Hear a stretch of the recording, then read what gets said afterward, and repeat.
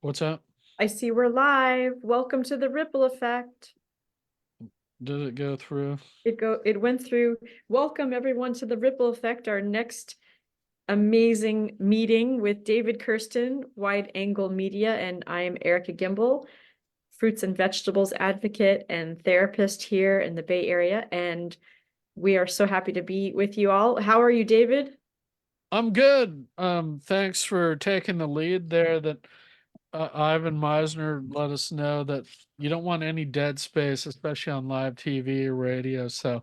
But I'm a co-host, David Kirsten, and we actually have a big, kind of a special broadcast today because she has one of the most interesting story. Everybody has an interesting story, but her story in particular is something that you don't come across that often, and all the components that it has, and our guest Laura Kendall. If you wanted to do I think we'll skip our check-in today, Okay. Erica, and we'll just get right to our guest because she has this book that she was so kind to send me, about a handicap that she was born with, a birth defect, and we're gonna get into that. But it's really a powerful story of resilience and overcoming obstacles and identity. And I just think it's such a powerful story in this world that we live in. In the Beautiful. Yeah, as we'll get to. Could But you I hold up wanted that to book have again? welcome you, Laura, and if you don't mind just telling us who you are and why you wrote this book, a little bit of a crib sheet about what your book's about. Oop. Yes. Don't worry about that. We're streaming. Okay, cool. Well, I didn't know that my lifelong dream was to be an author. I always enjoyed writing. I was an English major in college, what college I did do. But it started on a Facebook um, challenge. It was write 500 words in 30 days. And I showed some of my work to family and friends, and they said, you should write a book. And so I did. And and then I thought, well, what kind of book? And so I thought, well, maybe it should be a memoir since most of the content was about me.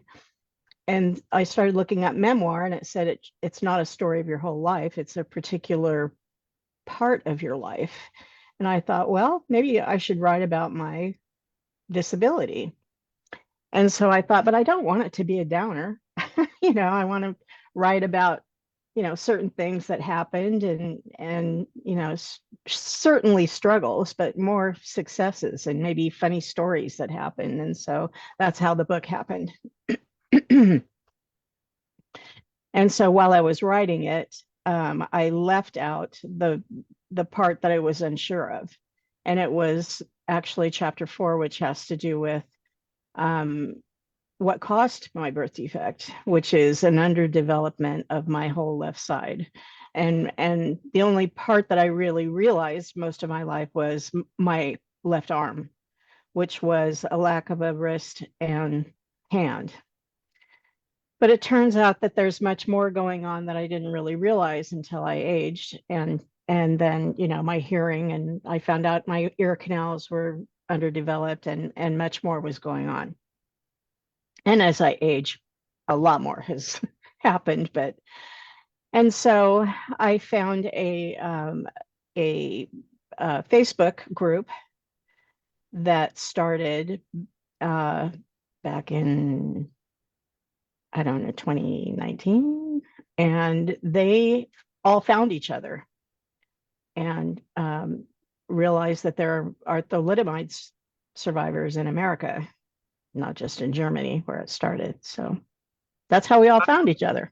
Yeah, and Wow. just to clarify, I know that is the I that's going to take me a little practice to pronounce that drug name, but it's really a sedative sold by a German drug maker that was given to pregnant women in the 50s and 60s before it was kind of quickly removed from the market because it was proven to cause birth defects. And that's kind of the result. That's the cause of your ailments and the ailments of a lot of others who you found through Facebook. So that's kind of the quick, the kind of the story within the story of your book, My Prosthetic Life. But I think, and I did actually, that when you get to that in chapter 4, it's such a powerful chapter, and it almost reads like an investigative, like a Michael Crichton novel or something, in terms of like, how could this be? And, how did this happen to so many people? And, so I'm just setting that up. But the thing I love about this book is how you actually led with the framing of how you overcame a lot of this to a certain extent, but then there's some kind of, there has to be a little bit of redemption in finding others who this has happened to and how you were able to cope with this. So I don't know if you can just tell us a little bit about who you might be what looking to connect with this story and how this book has maybe resonated with other folks who have similar ailments. Yeah. Well, first I'd like to talk about how this, yes, it started in Germany, but there was an American drug company who distributed this drug to 1,200 US American physicians. And so it happened in undocumented clinical trials in this country. And so the reason why I would like to connect with people is that anyone who feels different, I want to inspire others to learn how to love themselves. But I also want to connect with anyone who thinks they may be a thalidomide survivor. And there are clear dates. If you were born anywhere from December 1st, 1957 to December 31st, 1967, and you have injuries that are similar to someone with thalidomide injuries, you could be a survivor. Right now, we know there are at least 100 of us in America. And Erika, I'm sorry, you were muted. Sorry. In America, there's 100, and then worldwide, what do you think there is? That I'm unsure of, but I do know that 5 countries have supported their thalidomide survivors. Their governments have supported them, and we are currently asking for recognition from our government, so that we can all live the rest of our lives with dignity and independence, because our government has failed us. And they need to hold, they failed us in holding the manufacturers of this drug accountable for what happened. So we last year we went to Washington, D.C. and took it to our legislators, and we plan on going back. And we're hoping that, if others are willing to join us, we're here and we can be reached. We have a website, US Thalidomide, www.US Thalidomide. If you just put in US Thalidomide, you're going to get us somehow. And we're on social media, so we can be reached that way. And I also want to point out that there is a book other than mine, and it's called The Wonder Drug. And it was written by Jennifer Vanderbis. And without her, we would not have all the information that we have right now about how this happened in our country. And if you can turn off your background blur, then you can see or it she better. can just if you just hold it in the same plane as your face, we'll see the cover. But we saw enough of it. Yeah, you could put it up just a little closer and up a little more. It's okay. There it goes. There it goes.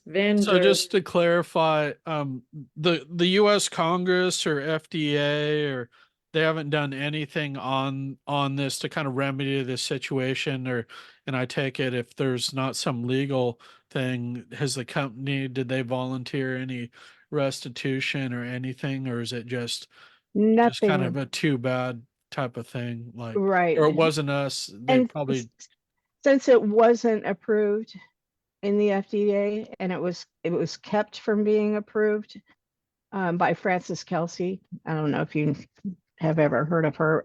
She was the one in the FDA who kept it from being approved in this country. They think it didn't happen here. And so Wow. for the technical legal information, I defer this to the Wonder Drug, Jennifer, who has Yeah. taken 6 years out of her life to dig up all this information for us. So I see that this book you mentioned is on Libby. So it's a free, you can hear the audio and you can read the book for that. And your book is not yet on Libby. That's a way you can read it through the library. But what a powerful story, and wow. Amazing. yeah. And so my book that was just about me has taken me on this other path. I was going to write another one, which was one of the questions. But this is such a more important journey for me to take. I would like to, instead of writing about me, who cares? Now this journey has become so much more important to me to write about where this goes for all of us who are on this path for assistance, for all of us. Wow. yeah, I And know that. Go ahead, I'm Eric. sorry. Oh, sorry. What were you going to say, David? You can go first. That's fine. Well, I'm going over to our crib sheet and you have a juicy question here. So I want to ask this question. Do you believe, maybe you already answered this, but do you believe more action should be taken other than what's happened? Like what is the next steps? Let's go with that. Yeah, what are you Abs- looking for from the Congress and the regulators on this? What do you want to see happen? Let's put it out there.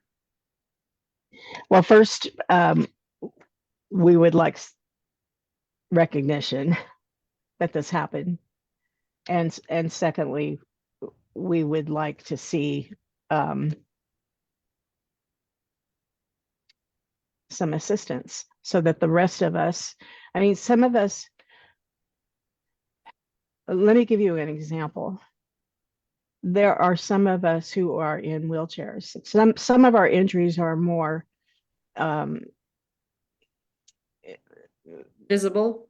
than others, and some of us need more help than others.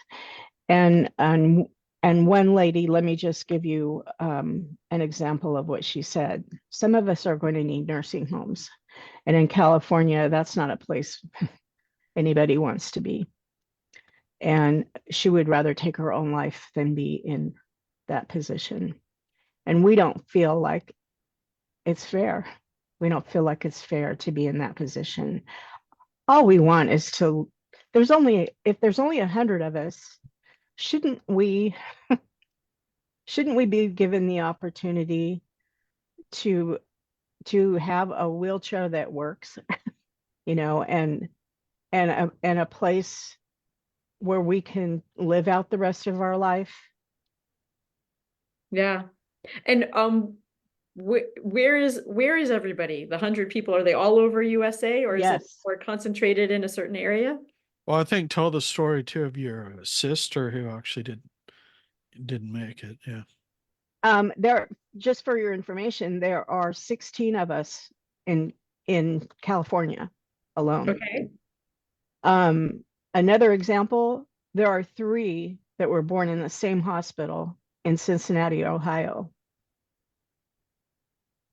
Tell me it didn't happen in America when 3 were born in the same hospital the same year.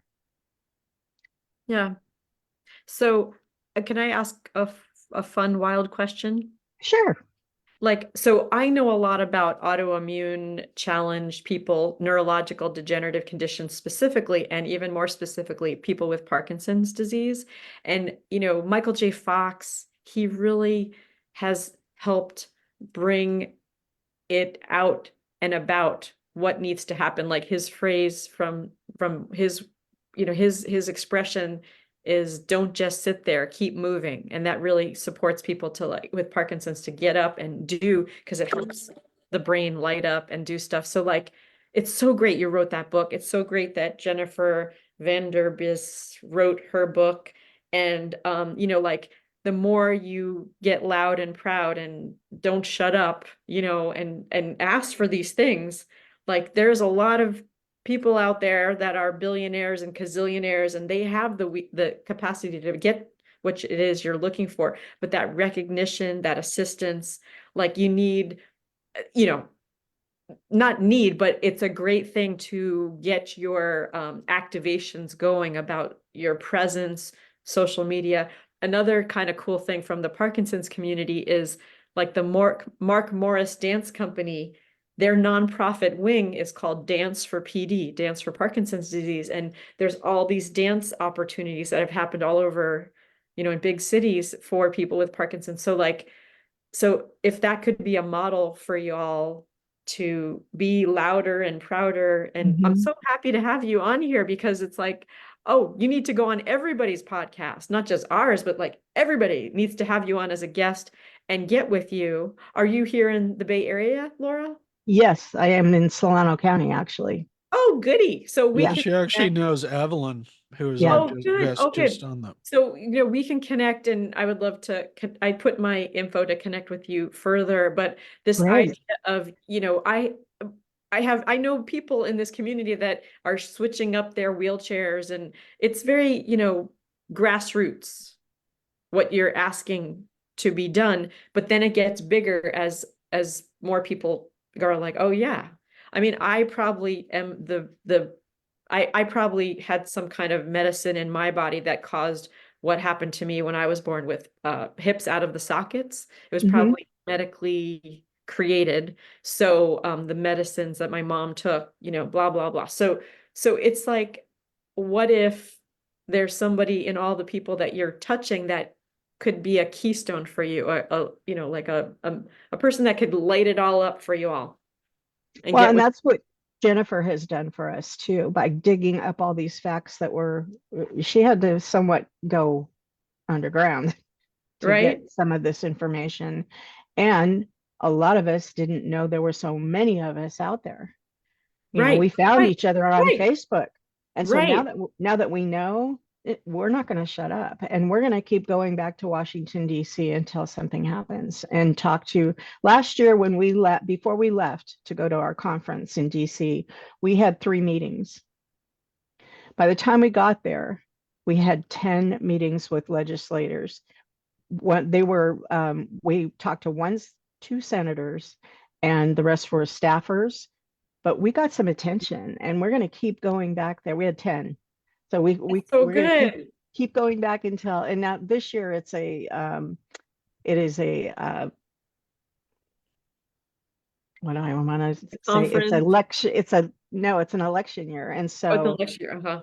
Yeah, so So maybe this a little harder, all but came to life just a few years ago. yes, it's all quite new. So Wow. the fight has just begun, but we're not going to stop. Okay. So, well, maybe there's a future documentary film in your sights. oh, and we have 2. We have 2. You have 2. Oh, good. And there's a short film and there's a long film, and they're both on YouTube. Oh, good.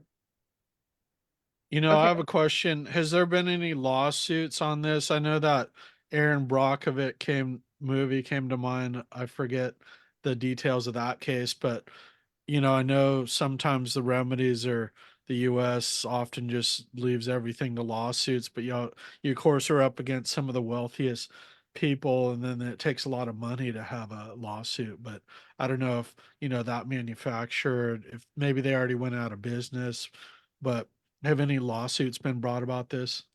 There is a lawsuit, and it has been going on since 2010. And if you are not already in this lawsuit, I'm sure you can jump on, but you're going to wait a long time. And it's with the drug manufacturer. But so we have been advised not to go that route. We have been advised to seek help from the government. Wow. So, Great. Yeah, you Yeah. see, I mean, it, it seems particularly timely with kind of what's happened with our public health, during COVID and things, just to going forward, have some more safeguards and processes that will, give a voice to, other issues, you know, drugs that, like this. So definitely looks like there needs to be some type of government response. Or I mean, have you gotten anything from any regulators, anybody kind of even talking like off the record about what the government might do here, or just anything? Or is it just like deaf ears, like we hear you, but we got to just do all I anything? can Yeah. say, I don't want to get into trouble. All Yeah. I can say is we did get some attention last Good. year. Good. And This is injury law, right? This is about injury law. and there are certain steps that have to be taken, and we have to take those steps, and that's all I can say about it. So wish us luck. Okay. Well, it's very exciting. It's very exciting what you're up to and your mission. And I'm excited to connect more with you. And if anybody's tuning in who's just learning about Laura Kendall and what she's up to, hold up your book again. It would be great to see it one more time. The Prosthetic My Life. Get prosthetic it. life My on Prosthetic Life. on Okay. sale, Amazon. It's on sale on Amazon. Awesome. You I can get it there, and if you aren't on Amazon, you can. My website is, if you just put my prosthetic life in your search engine, it'll come up somehow. Great. So Great. I know of an awesome place to read your book and professionally get it ready if you want to do that. I know of someone for you to work with, and yeah, good luck to you, and thank I'm you. excited to see what happens with everything you're up to. Thank you so much, you guys, for your time. I really appreciate it. Yeah. Yeah, sounds good. And I actually got into video to begin with, doing what I would call like 60-minute like stories. So I really see this as a something for, the bigger outlets to look at. And we look forward to kind of keeping in touch, seeing where this goes, and having you back on to share updates as well. So uh, Thank you. I look forward to it. Thank you, Miss Laura. Make sure to save the chat, and the ripple effect continues. yeah, well, Okay. thanks for joining us, everyone, on the Ripple Effect. We'll see you next week. And I'm going to end the broadcast.